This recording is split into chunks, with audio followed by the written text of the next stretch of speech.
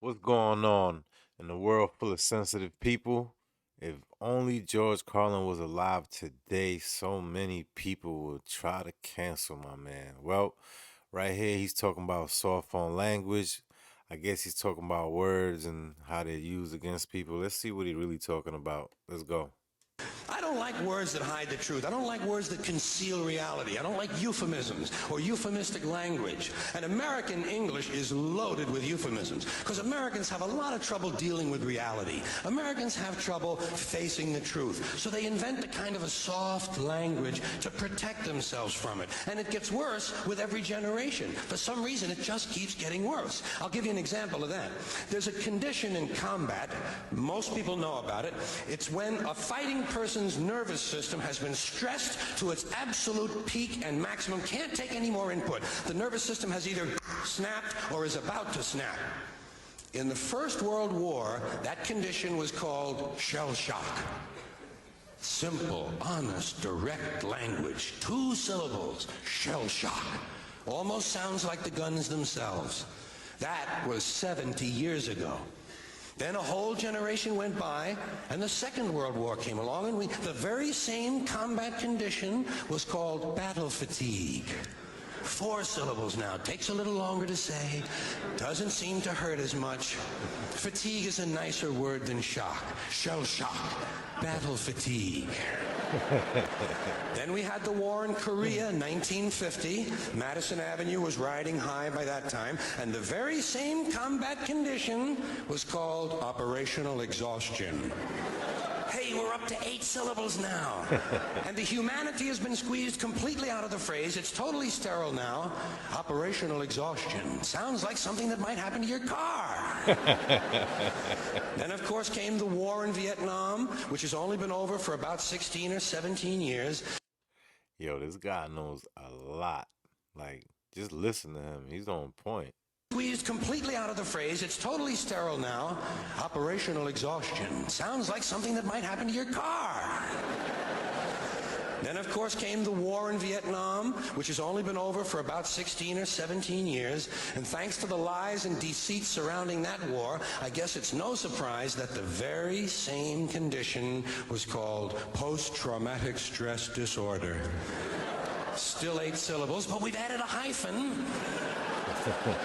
And the pain is completely buried under jargon. Post-traumatic stress disorder. I'll bet you if we'd have still been calling it shell shock, some of those Vietnam veterans might have gotten the attention they needed at the time. I'll bet you that. Yeah, because half of the homeless people, they actually war vets. That's the sad truth. Missing limbs and everything. Under jargon. Post-traumatic stress disorder. I'll bet you if we'd have still been calling it shell shock, some of those Vietnam veterans might have gotten the attention they needed at the time. I'll bet you that. I'll bet you that.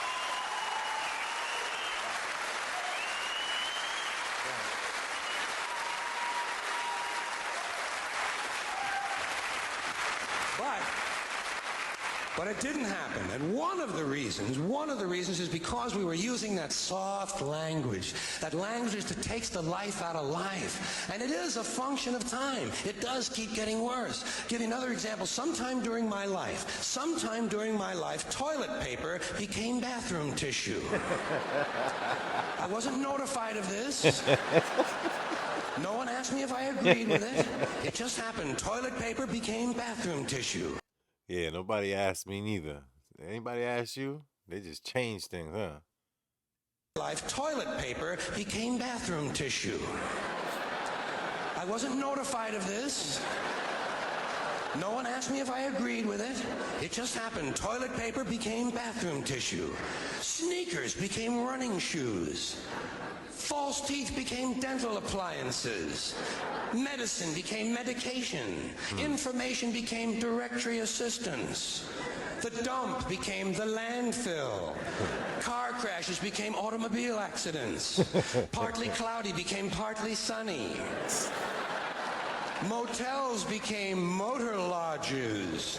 House trailers became mobile homes. Used cars became previously owned transportation. Room service became guest room dining, and constipation became occasional irregularity.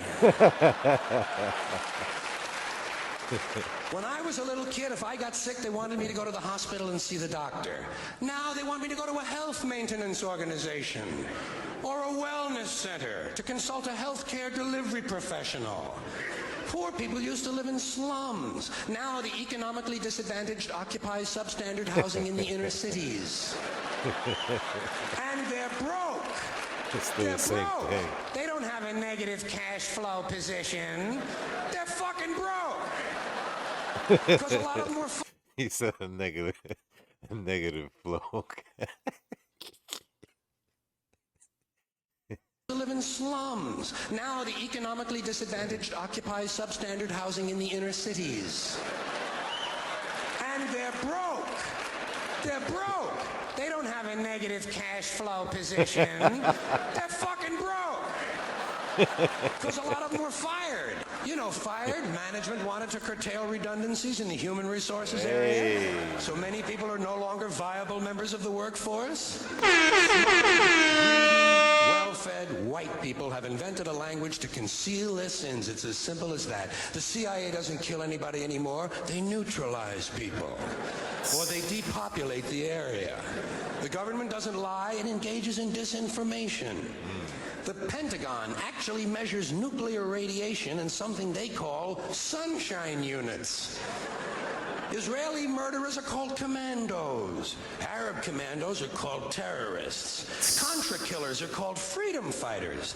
Well, if crime fighters fight crime and firefighters fight fire, what do freedom fighters fight? They never mention that part of it to us, do they? Never mention that part. Freedom.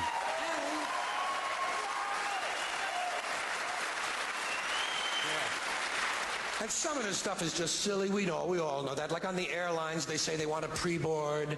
Well, what the hell is pre-board? What does that mean? To get on before you get on? If you pay attention to words, I'm telling you.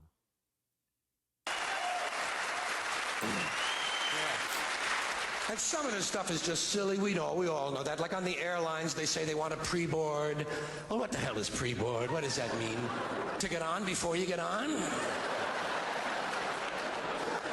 They say they're going to pre-board those passengers in need of special assistance.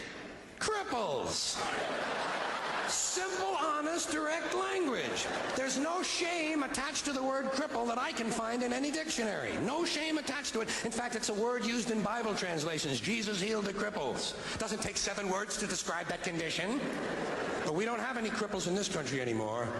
We have the physically challenged. Is that a grotesque enough evasion for you? How about differently abled? I've heard them called that, differently abled. You can't even call these people handicapped anymore. They'll say, we're not handicapped, we're...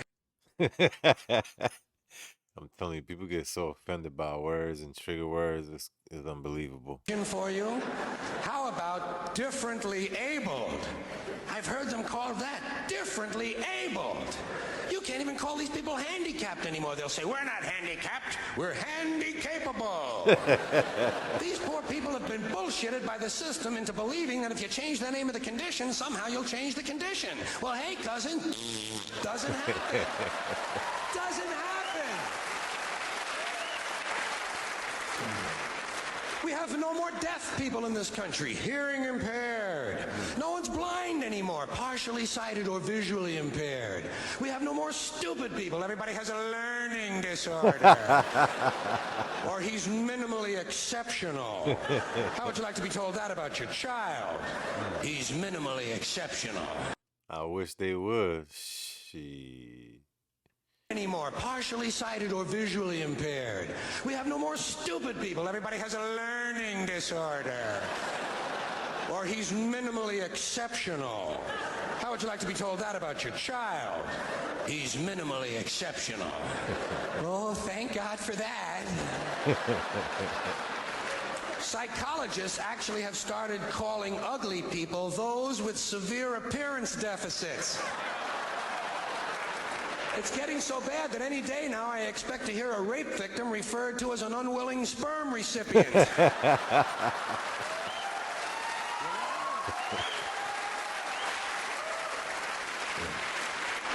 The power of words. I'm telling you, you can manipulate so much if you know how to use the right words.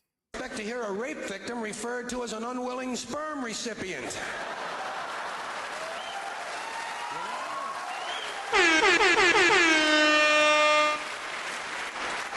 And we have no more old people in this country. No more old people. We shipped them all away, and we brought in these senior citizens. Isn't that a typically American 20th century phrase? Bloodless, lifeless. No pulse in one of them. A senior citizen. But I've accepted that one. I've come to terms with it. I know it's here to stay. We'll never get rid of it. That's what they're going to be called, so I'll relax on that. But the one I do resist, the one I keep resisting, is when they look at an old guy and they'll say, "Look at him, Dan. He's 90 years young." Imagine the fear of aging that reveals. To not even be able to use the word old to describe someone, to have to use an antonym. And fear of aging is natural. It's universal, isn't it? We all have that. No one wants to get old. No one wants to die. But we do. So we bullshit ourselves. I started bullshitting myself when I got to my 40s. As soon as I was in my 40s, I'd look in the mirror and I'd say, well, I guess I'm getting older. Older sounds a little better than old, doesn't it? Sounds like it might even last a little longer. Oh man, look at the facial expression. Yeah, my man is on point. Yeah, that was a nice hit right there. Got to my 40s. As soon as I was in my 40s, I'd look in the mirror and I'd say, well, I guess I'm getting older. Older sounds a little better than old, doesn't it? Sounds like it might even last a little longer. Bullshit, I'm getting old. And it's okay, because thanks to our fear of death in this country, I won't have to die. I'll pass away.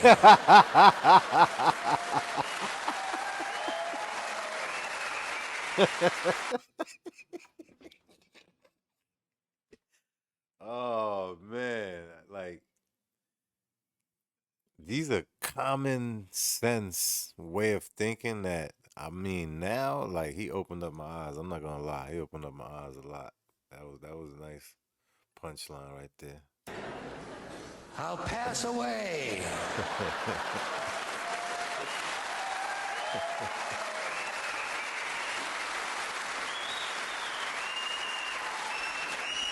Or I'll expire like a magazine subscription.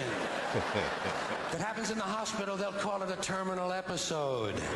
The insurance company will refer to it as negative patient care outcome. And if it's the result of malpractice, they'll say it was a therapeutic misadventure. I'm telling you, some of this language makes me want to vomit. Well, maybe not vomit. Makes me want to engage in an involuntary personal protein spill.